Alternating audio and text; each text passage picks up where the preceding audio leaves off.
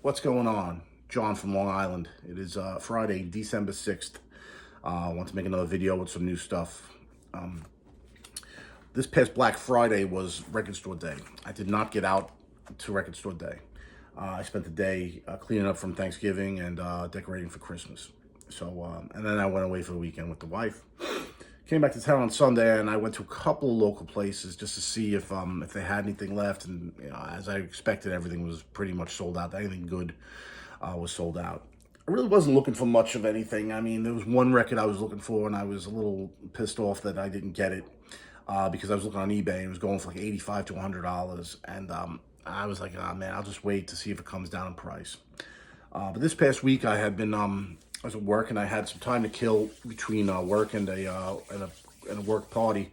So I went to a local place where I work around that vicinity that just to see if they had what I was looking for. I had one more copy and he sold it to me. I bought some other stuff, so that's what I want to show you. This is what I was looking for. Kacey Musgraves, Deeper Into the Well. This is a companion album to Deeper Well, which came out earlier this year. It's basically 7 songs on side A, and then side B is some soundscape. It's a 20-minute woodland sound experience. I haven't listened to it. It's probably birds chirping, waterfalls, that kind of shit. Hippie stuff. I'll listen to it once, I guess. But it was nice that she did it. I can't say much about Kacey Musgraves, one of my favorite artists. Really got into her this year with the Deeper Well album, and I went backwards. I had a few records from her previously, but I re-listened to them, and she's now one of my favorites. On here, again, 7 songs. My favorite would be Irish Goodbye. There's a song Flower Child, Little Sister, Ruthless. They're all great. I mean, I don't know if they were left over from the Deeper Well sessions. I'm assuming they were. They were great. I don't see why they didn't make the cut. Only that maybe they didn't have room for it on the album. But this is great. If you like the Deeper Well album, get Deeper Into the Well. And you don't have to get it. You can go on Spotify. They have it. That's how I first heard it. I was just hoping for a vinyl pressing. So I was very happy that they did it. And I'm very happy that I actually got a copy of it. All right. If we're talking about Kacey Musgraves, might as well stay there. This is Golden Hour by Kacey Musgraves. This is from 2018, again on MCA Records. Not much to talk about on this one. It's a great record. It has my favorite song would be Rainbow off this one. Golden Hour is great. Space Cowboy is great. Velvet Elvis is great. Butterflies is great. She's awesome. I mean, she's one of those artists where she writes her own stuff. She has a unique voice, and she's continuing to play, Americana country. Not so much derivative country, more current, but still with that country sound, and doesn't really veer too much from that formula. But she's awesome. I mean, if you're into country, if you haven't heard her, I'd strongly suggest Kacey Musgraves. All right, moving right along. Here's a band I had no idea existed. This is a band called Death Parade. And this is called It Was Worth It to Love, Though It Hurt So Bad. Death Parade. This is fronted by Laura Hopkins on guitar and vocals. Laura Hopkins played in the band Blackwater Holy Light, one of my favorite bands. They've been through a lot of changes over the years. I mean, they've been around for probably 10 years, and I've been a fan of them since their first album. I noticed that Laura Hopkins wasn't in the band anymore. Now, they kind of, I don't want to say they all look the same, because that's a shitty thing to say, but they're all, straight hair, Portland, Oregon type, no makeup maybe, I don't know. They all kind of look similar. So I didn't even realize she wasn't in the band. But then I'm like, oh, wait, she's not in the band anymore. So I looked her up, and she has this band, Death Parade, and she had this album, which again was 2022 on Half Shell Records. So I put my name on a list for a copy. This is repressed. The original pressing from 2022 sold out. Very ambient stuff, very reverby, very psychedelic. It's not so much doomy like Blackwater Holy Light, but it still has some of the elements of doom. Again, psychedelic doom, like I said, ambient music. It's great, though. She has a great voice, and her guitar playing's clean and fucking awesome. I don't know who else is in a band. They look like regular lunatics. There's them at the back. No, I love this record. I heard it on Bandcamp, and like I said, put my name on a list for the repress, and here it is. All right, moving right along.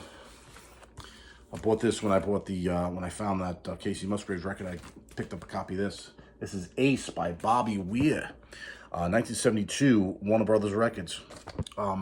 If you know me, you know I'm a huge Grateful Dead fan. Love the Dead, but I'm not. I'm one of those guys who's very transparent about it, and I can point out where the Dead come up short.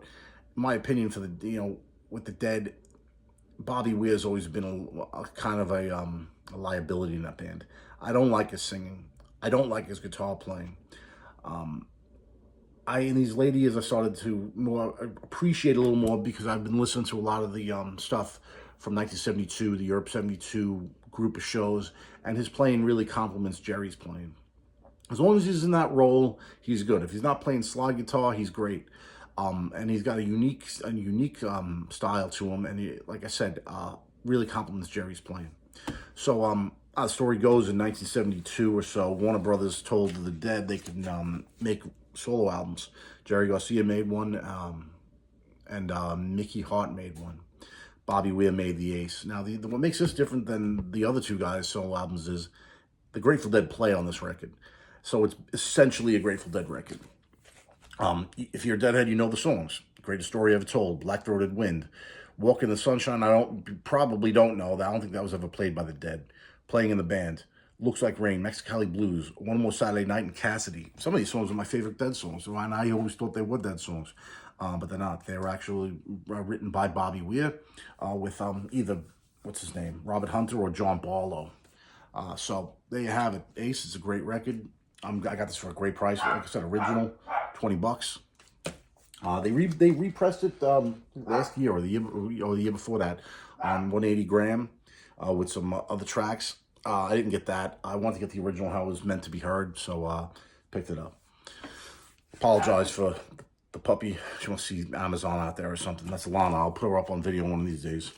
And here's a record I've been looking at for a while. I'm trying to get a good copy of it. This is Ozzy Osbourne, Diary of a Madman. This is 1981 from Jet Records, a subsidiary of CBS Records. Ozzy Osbourne, there's not much to be said that hasn't been said already. If you not familiar with the story, I'll do it real quick. And I kind of have to tell the story to tell you about this record. So Ozzy, vocalist of Black Sabbath, they fire him in 1979 after I think the Never Say Die album. Alcoholism, drug abuse, whatever it be. They get rid of him. They get Ronnie James Dio, and they put out two fucking burning albums, Heaven and Hell and Mob Rules. Sick records. But their management group their manager was a guy by the name of Don Arden. His daughter and his son worked for that management company, and his daughter took Ozzy, was going to manage Ozzy and make something out of nothing. His daughter being Sharon Arden, or Sharon Osbourne, who becomes Sharon Osbourne. So she assembled a band that consisted of Ozzy Osbourne on the vocals, Bob Daisley on the bass. He played with Rainbow. Lee Kerslake on the drums from Uriah Heep, and a young guitar player named Randy Rhoads, who had played with his band Quiet Riot in the 70s. That band was supposed to be called Blizzard of Oz. They made the record, and it was supposed to be called Blizzard of Oz, like I said. But it was, when it was released, it said Ozzy Osbourne, Blizzard of Oz. So now it's just Ozzy Osbourne, 1980. They go on tour for that album. And in between, I guess, in between legs of the tour, they returned to the studio to work on Diary of a Madman. With the same lineup, Bob Daisley, Lee Kerslake, Randy Rhoads, Ozzy. So they record the album, and they continue the tour. That's what goes on here. And if you know the story, Randy Rhoads, horrible plane accident, he dies, and that ends the tour. For a while they got a couple of guys in, to sub in, but either way, it was a big deal. Then it's a big deal now. It's a huge talent you lost. They replaced Randy Rhoads with this guy Bernie Tormé for a couple of shows, and then with Brad Gillis from Night Ranger on a few more shows. Anyways, getting back to this record, Diary of a Madman, it's got some of the best guitar playing you'd ever hear if you're a heavy metal guitar player. That you need this album. Side 1, Over the Mountain, Flying High Again, Can't Kill Rock and Roll, Believer. Side 2 drops off a bit, in my opinion, with Little Dolls, Tonight, SATO, more ballady.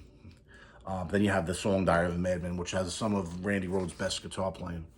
Now, who's writing these songs for Blizzard of Oz and for Diary of a Madman? Mostly Bob Daisley, with Randy Rhoads and with Lee Kerslake, but mostly Bob Daisley. So what's weird about this confused me as a kid because I got into Ozzy with the Bark at the Moon, and I went backwards. So I had this tape, by the way, I didn't have a record. So if you look at it, here's the band: Ozzy Osbourne, Randy Rhoads. Who do you have? You have Rudy Sarzo, and you have Tommy Aldridge. So who are these guys? They didn't play on this record. So what happened was, after they made this record, Bob Daisley and Lee Kerslake get into an argument with Sharon Osbourne about royalties, and she did a lot of shitty things in her time, in my opinion. And this is one of the shittiest. So she fires them. Gets Rudy Sarzo on bass, who had played with Randy Rhoads in Quiet Riot. Gets Tommy Aldridge on the drums. I don't know who he played for, but he played for a million guys. So they finish out the tour until Randy passes away in that accident. And again, they put in this guy, Bernie Tomei, and then Brad Gillis from Night Ranger. After that was done, there was a period of nothing going on with Ozzy's band until Bark at the Moon. That was with a new lineup, but Jakey Lee on the guitar. Anyways, Diary of a Madman, great record. They re-released it in the 90s, I think, on CD, and I had that CD. Problem with that was they re-released it with new bass tracks, new drum tracks. So they had Rob Trujillo from Suicidal Tendencies and Ozzy's band re-record the bass lines, and Mike Borden from Faith No More. He might have played with Ozzy too, or Black Sabbath. But he did all the drumming on that. So the version I had, the CD version I had those guys playing on it. Again, a shitty thing, just one way of screwing Bob Daisley and Lee Kerslake. I think that they got their back royalties since then. I think they did win the lawsuit. But again, kind of shitty of Sharon Osbourne to pull that on those guys, you know, because they're solid, you know. The songwriting, Blizzard of Oz, Diary of a Madman, those songs are great. I didn't like too much the songwriting of Bark at the Moon. I mean, I got into Ozzy when Bark at the Moon came out, but if you listen to it now, besides Bark at the Moon, I don't see anything on there that's worth anything. And then Ultimate Sin, again, I loved it at the time, but you look at it now, I don't know, man, I couldn't listen to anything on that. Heavy metal had gone through a change in the mid-'80s, you know, with Metallica, ushering in more of a thrash metal, speed metal version of heavy metal, and these rock and roll, hard rock heavy metal bands just went away. You know, Ozzy had to do something different. You know, bands like Armored Saint, you know, went nowhere. Accept, you know, Raven. I mean, they couldn't keep up with the new style of heavy metal, of thrash metal that was coming out. So after Ultimate Sin for me, it was No Rest for the Wicked with Zakk Wylde on guitar, but they don't get good really until No More Tears. I don't forget what year that came out. That was in the early 90s. And then Ozzy, he came back with that album because Zakk Wylde finally stepped into his own and wrote some songs, and they went on from there. No More Tears is a great record for me, for Ozzy. So that's it. Those are the 5. I want to do another video. If any of you guys are out there that listen to Spotify, I know I do. It's primarily the way I listen to music. At the gym, in the car, if I'm having people over, streaming it. They do Spotify Wrapped at the end of the year, show you what you've been listening to. Data-driven, so it's got to be right, I guess, if you trust it. But I would like to do a video on that, of my top 5 artists, or top 5 songs that came up. Surprisingly, not a lot of rock and roll. Surprisingly, no Dead, which was odd to me. I listen to them all the time. That's why I don't have much belief in this Spotify Wrapped. But I mean, it's got to be right. We're gonna have to believe in something. So look out for that video, and that's about it. That's all I got. Have a great one. Thank you for watching.